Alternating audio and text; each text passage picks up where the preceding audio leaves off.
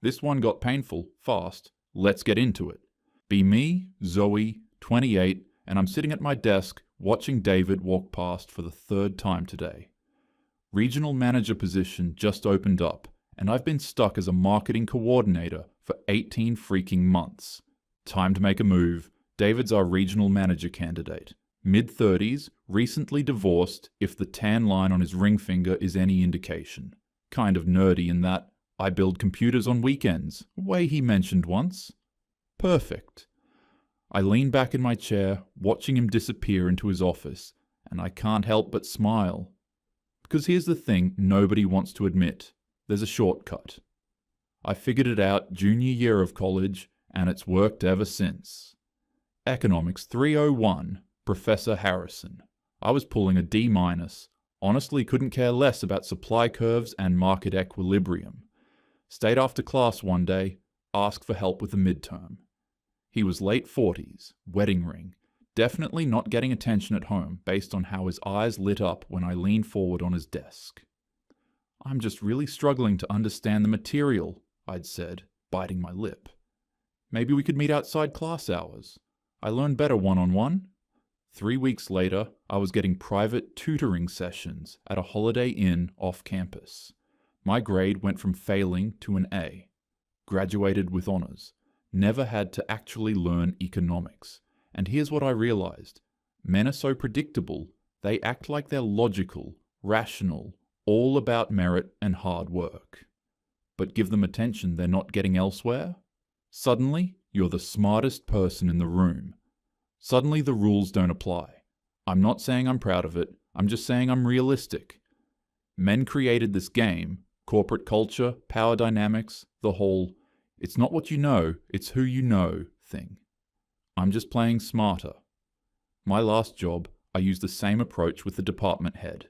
Got promoted over Sarah, who'd been there 3 years longer and honestly probably deserved it more. But Sarah believed in putting in the work and letting her results speak for themselves. Sweet girl. Never got anywhere. I left that job before things got messy. He started getting clingy, talking about leaving his wife, the whole thing. Moved to this company. Figured I'd keep my head down for a while, but 18 months is long enough. That evening, I do what any smart person would do. Research. I pull up David's Facebook. Not much there, pretty private, but his divorce was public record enough. I find his ex-wife's profile through mutual connections. Her name's Jennifer. I scroll through her photos and honestly, I'm shocked. She's plain. Like aggressively average. Bad highlights, mom jeans in every photo. That generic smile. No makeup game whatsoever. I look at myself in my phone's camera, then back at Jennifer's profile. Yeah, he's definitely going to be interested. If he was married to that for however many years and now he's single, a guy like David, nerdy tech bro, probably didn't get much attention in high school or college, married the first woman who said yes. And now he's divorced, and I'm showing interest. This is going to be even easier than I thought. I pull up his LinkedIn, scrolling through. Divorced 6 months ago based on the Facebook relationship status change. Tech guy, worked his way up from IT. Definitely doesn't get hit on by women like me. I can work with this. Zoe, you coming to the team meeting? Marcus pops his head over my cubicle wall. He's the senior coordinator, been here 4 years, probably thinks he's getting the regional manager spot. Yeah, 2 seconds. I close my phone. Marcus is the type who believes hard work pays off. He stays late, takes on extra projects, actually cares about the quarterly reports. It's kind of sad, honestly. We're the same age, but he acts like his dad, all company loyalty and earning your stripes. The meeting's the usual boring stuff, until Sandra from HR makes an announcement. As you know, we're looking to fill the regional manager position. Interviews will be conducted over the next 2 weeks, and we'll be making a decision before the annual company retreat next month. The retreat. 3 days at some resort, 2 hours away, team building exercises, forced fun. Usually I hate these things, but this year, it's perfect. I catch David's eye across the conference table and smile. He nods politely, then looks back at his laptop. He's careful. Professional. That's good. Means he's not an idiot. But it also means I need to be strategic. After the meeting, I'm walking back to my desk when I hear Marcus and David talking in the hallway. I'd really appreciate the opportunity to interview, Marcus is saying. I've been preparing a whole presentation on regional expansion strategies. Of course he has. I'll be interviewing all qualified candidates, David says. Just submit your request through the portal. That's when I know I need to differentiate myself. Marcus is going to walk in there with spreadsheets and projections. Boring. Predictable. I'm going to give David something he actually wants. That evening, I'm on the phone with my friend Britt while I'm doing my skincare routine. So you're really going to do this? She asks. Do what? Interview for a promotion I'm qualified for? Zoe, come on, I know that tone. I laugh. I'm just saying there's more than one way to stand out in a competitive environment. That's called being strategic. It's called sleeping your way to the top. First of all, rude. Second, I prefer to think of it as leveraging all available assets. Men do it all the time. They golf with the bosses, go to strip clubs, all that old boys club stuff. How is this different? Because it is. Okay, well, you keep believing that. I'll keep getting promoted. She sighs. Just be careful. What if he reports you? For what? Being friendly? Please. He's a divorced guy who spends his weekends building computers. I looked up his ex-wife. Trust me, he's not going to report me. After we hang up, I look at myself in the mirror. I'm not delusional. I know exactly what I'm doing. But here's the thing. Everyone misses. I'm also good at my job. My campaigns perform well. Clients like me, I hit my targets. I just also happen to understand that relationships matter in business. And if that relationship happens to involve some flirting and strategic attention, that's just smart business. I fall asleep planning my next move. Monday morning, I stop at the coffee shop downstairs from our office. I order my usual, then add a large black coffee. I remember David mentioning he drinks it black, no fuss, as he'd said. I time my elevator ride to match his usual arrival. Sure enough, he walks in at 8:47 a.m. Morning, I say brightly, holding up the extra coffee. Got one for you? Figured you could use it on a Monday. He looks surprised. Oh, thanks, Zoe. You didn't have to. I was getting one anyway. I hand it to him. Our fingers brush. Black, right? Yeah. Good memory. The elevator's empty except for us. 7 floors. So, about that regional position, I say casually, I'm planning to apply. Any advice for the interview process? Just be prepared to discuss your campaign results and your vision for the role. Professional, neutral. I'd love to pick your brain about it sometime. Maybe over lunch? The elevator dings. 5th floor. My calendar's pretty packed, but shoot me an email. We can figure something out. Not a yes, but not a no. Over the next week, I make myself visible. I stay late on Tuesday. He stays late most Tuesdays working on reports. I find an excuse to ask him about a client account, even though I could have figured it out myself. Sorry to bother you, I say, appearing in his doorway around 7 p.m. Do you have 2 seconds? I'm trying to understand the Morrison account strategy. He waves me in. Sure. What's the confusion?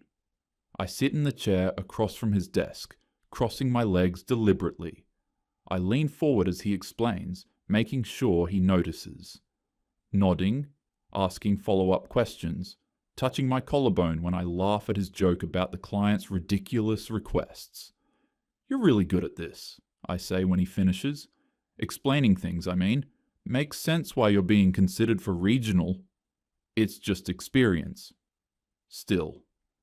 Some people have experience and can't communicate worth a damn. I hold his gaze a beat longer than necessary. Anyway, thanks. I'll let you get back to it. No problem. As I leave, I feel it. That shift in energy. He's noticing. Wednesday, I catch him in the break room. It's mid-morning, no one else around. How's the coffee holding up? I joke, grabbing a mug. It was great. You really didn't have to do that, though. I know, I wanted to. I pour my coffee slowly, giving him time to look. I'm wearing a blouse that's professional, but shows just enough. How's the interview process going? Lots of candidates? A few qualified people? Still early stages? Marcus is probably preparing some insane presentation. I roll my eyes affectionately. He's so extra about everything. David laughs. He's thorough. That's not a bad quality. No, totally. Just sometimes you need to read the room, you know? Like, it's also about cultural fit, whether people can actually work together. I pause, then add with a slight smile, whether they'd want to spend time together outside the office. I take a sip of my coffee, maintaining eye contact. Chemistry matters. It does, he agrees, but his tone stays professional. I move past him to add sugar, letting my arm brush his. Anyway, good luck with all the interviews. I'm sure it's exhausting. Part of the job. I smile and head back to my desk, feeling confident. He's engaged, responding, not shutting it down. By the second week, I've established a pattern. Morning coffee runs where I accidentally get him one. Staying late when he stays late. Finding reasons to ask questions, touch his arm during conversations, laugh at his jokes in team meetings. Marcus notices. On Thursday, he corners me by the printer.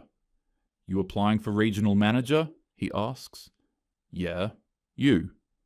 Obviously. He adjusts his glasses. Been preparing for weeks. I'm sure you'll do great. He looks at me weird. Just keep it professional, okay? What's that supposed to mean? Nothing. Forget it. But I know exactly what he means. He's noticed the attention I'm giving David, and he's jealous. Friday afternoon, Sandra sends out an email. Interviews will be conducted the week before the company retreat. All candidates should submit their formal applications by end of day. I submit mine, then I do something else. I walk to David's office around 5:30 p.m. when most people have left. Hey, you got a minute? He looks up from his laptop. Sure. What's up? I just submitted my application. I know I'm younger than some of the other candidates, less tenure here, but... I sit down across from him, leaning forward earnestly. I really want this, and I think we'd work really well together. Your application will be reviewed like everyone else's. I know. I just wanted you to know I'm serious about this. About... I pause, let the ambiguity hang there. About working closely with you, in whatever capacity that takes. He holds my gaze for a moment, and I can't quite read his expression. I appreciate your enthusiasm, he finally says. The interview will be your chance to make your case. Looking forward to it. I stand to leave, then turn back. And David, I hope you know you can be yourself around me. No judgment. Life's too short to not enjoy the company of people who appreciate you. I'll keep that in mind. Walking back to my desk, I allow myself a small smile. Hook, set. That weekend, I screenshot some of my best campaign results, practice my talking points, pick out my interview outfit. But I'm not preparing like Marcus is preparing. I'm not building presentations.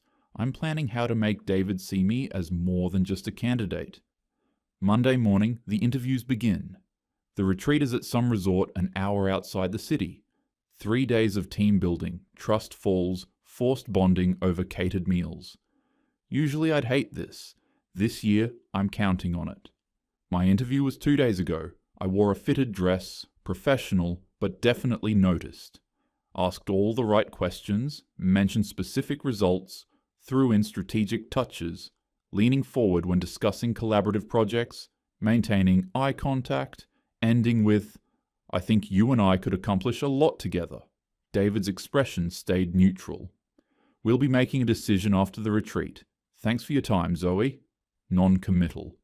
But that's fine. The retreat's where things really happen. We arrive Wednesday afternoon. The resort's nice. Conference center attached to a hotel, outdoor pool area, restaurant with a bar. I scope it out immediately.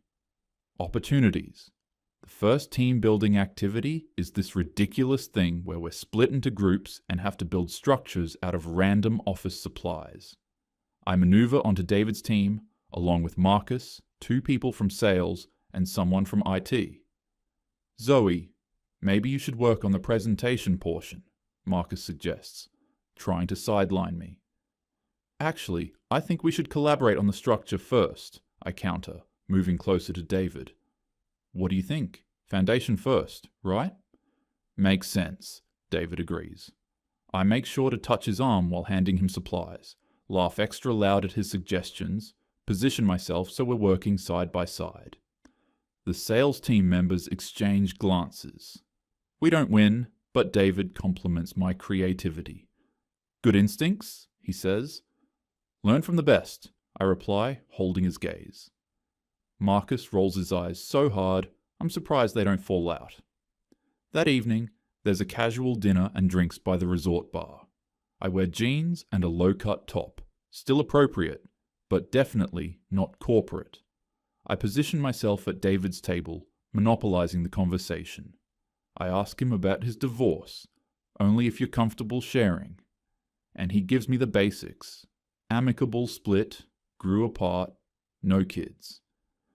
That must have been hard, I say softly, putting my hand on his thigh under the table.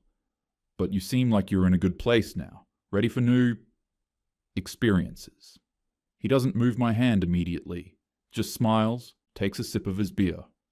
Getting there, he says. My heart races. This is it. He's into it. Then he glances at his phone. Actually, I should take this call. Client in a different time zone. He excuses himself, my hand falling away. Playing it safe around the group, I tell myself. Smart. Day 2. Morning workshops about synergy and communication styles. Boring. But lunch is when Sandra makes an announcement. David will be conducting brief one-on-one check-ins with regional manager candidates during afternoon free time. My slot? 4 p.m. I spend an hour getting ready. Hair perfect, makeup natural but enhanced, outfit that walks the line between professional and suggestive. The meeting's in a small conference room at the resort. Doors open, probably HR policy or something. Come in, Zoe. Have a seat. I sit across from him, crossing my legs deliberately. He's taking notes on his laptop. So, I wanted to follow up on your interview, he begins. Can you talk me through your Morrison campaign results in more detail? I do, but I make sure to lean forward, to let my voice drop slightly, to maintain eye contact. When I finish, I add, I really admire your leadership style, David. You create this environment where people feel comfortable, valued. I love working late when the office is quiet, when it's just serious people who care about the work. People like us. He types something. What's your management philosophy? We go back and forth for 15 minutes. Professional questions, professional answers, but I'm layering in subtext with every response. Collaboration, chemistry, understanding what motivates people. When the interview ends, I stand, smoothing my skirt. Thanks for your time, he says. Thank you. I pause at the door, lowering my voice. You know, if you ever wanted to continue this conversation somewhere more private, I'd be open to that. No pressure. Just putting it out there. He nods, expression unreadable. Walking back to my room, I'm vibrating with confidence. He has to have gotten the message. That evening, there's a pool social. I wear a swimsuit I bought specifically for this. Red, flattering, impossible not to notice. David's there in board shorts and a t-shirt, talking to people from accounting. I grab a drink and position myself nearby, jumping into the conversation naturally. After about 20 minutes, most people drift away. It's just us and 2 people from sales who are focused on their own conversation. I seize the moment. I pull out my phone, pull up his contact, and send, Room 347 if you want to discuss the role. Privately, wink face. I see him glance at his phone. He reads it, then looks up at me. Our eyes meet across the pool. He doesn't smile, just looks back down at his phone and keeps talking to the sales team. I wait in my room for 45 minutes, showered and ready. He doesn't show. Okay. He's being extremely careful. Worried about being seen, probably. I came on too strong with the text. I rationalize it all away and fall asleep, planning tomorrow. Final day, breakfast is casual. People are tired, ready to go home. I spot David in the hallway after I grab coffee. Hey, I say, approaching him. This retreat went by fast. It did. I was thinking, when we get back to the city, maybe we could grab coffee? Just us. I'd love to hear more about your vision for the regional role, and, I smile, get to know you better outside of all this. His expression shifts. Professional, slightly cold.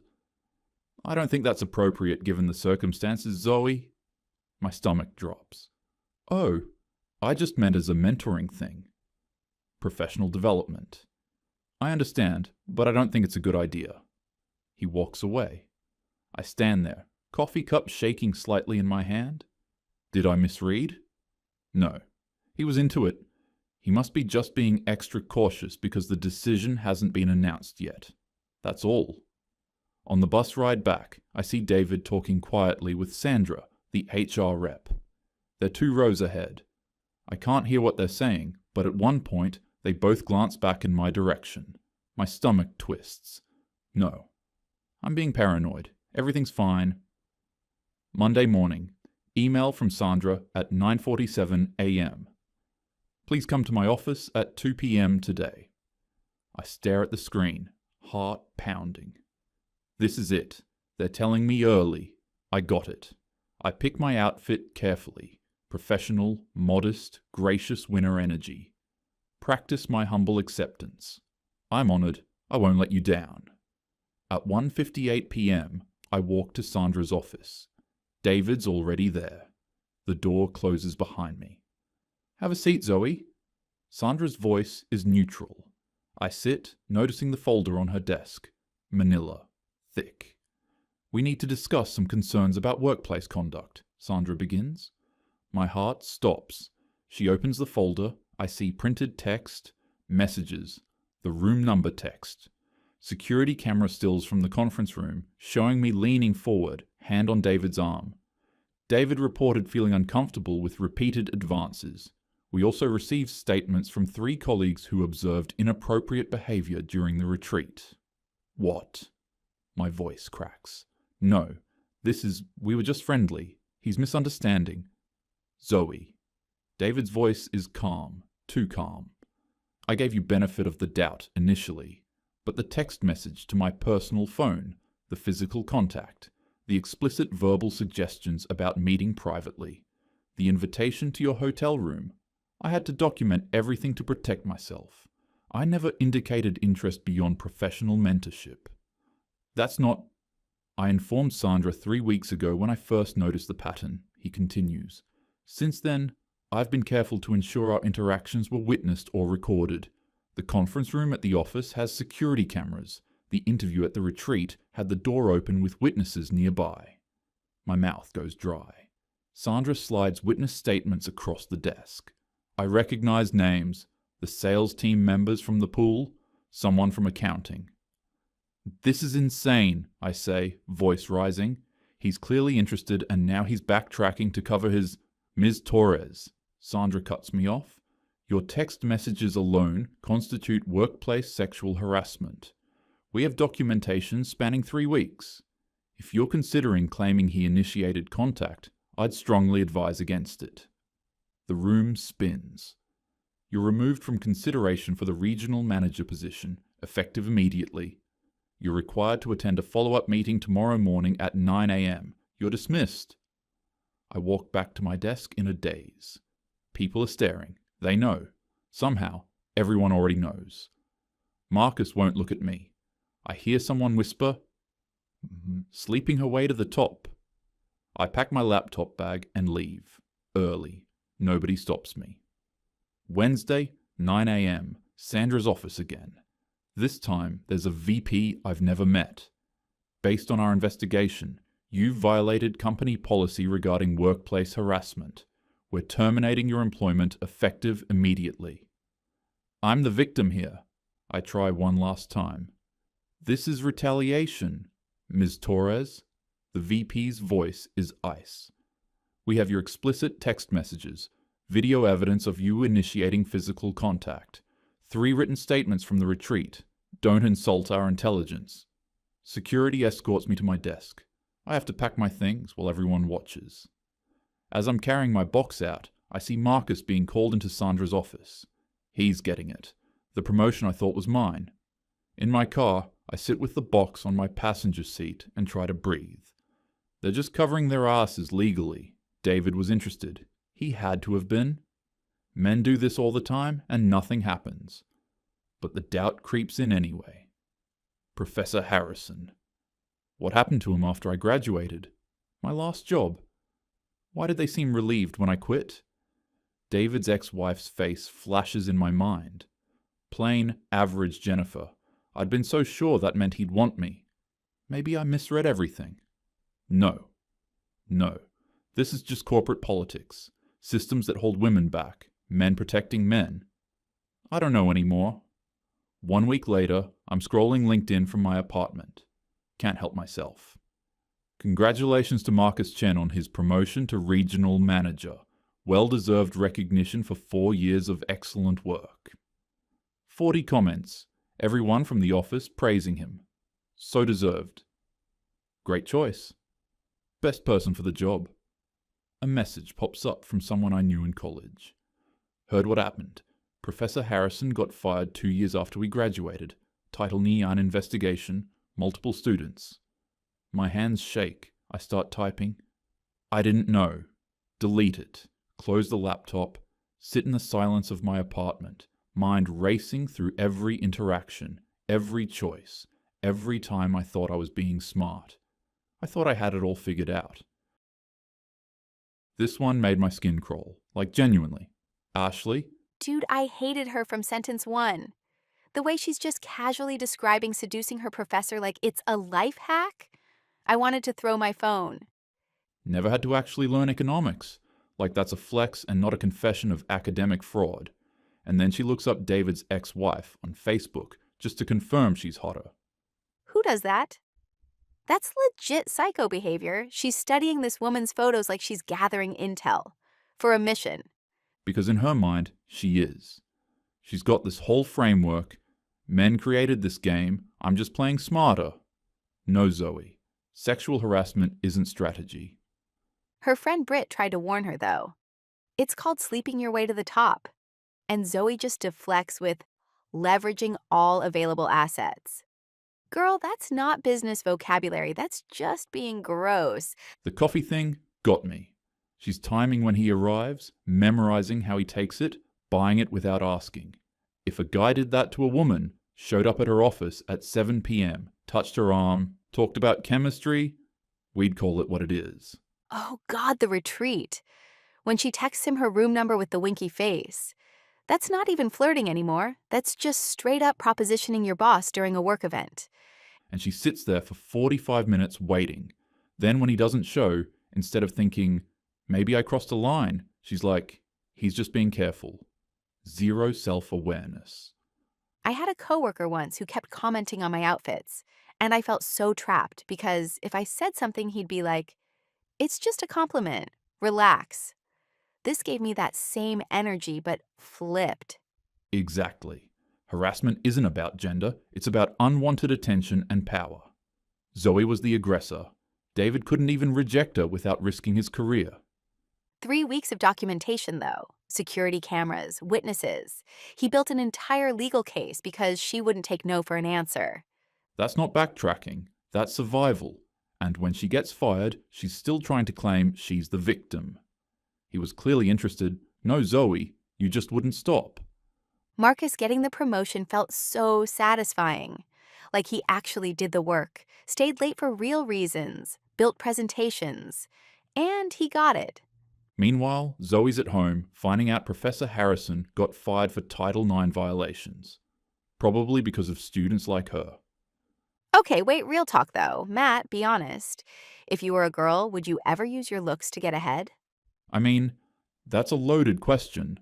I'd like to think no, but I don't know what it's like to have that as an option. Why would you? Okay, fine. Honest answer, like maybe sometimes in small ways. Not like Zoe level insane, but if I know wearing a certain outfit helps in a meeting or smiling at the right moment gets me taken more seriously. Yeah, I've probably done that. See, but there's a difference between presenting yourself well and what Zoe did. You're not texting room numbers or touching people's thighs under tables. Oh God, no, that's not strategy, that's harassment. I'm talking like knowing how to work a room, not whatever predator behavior she was doing. Right? And I think most people get that distinction.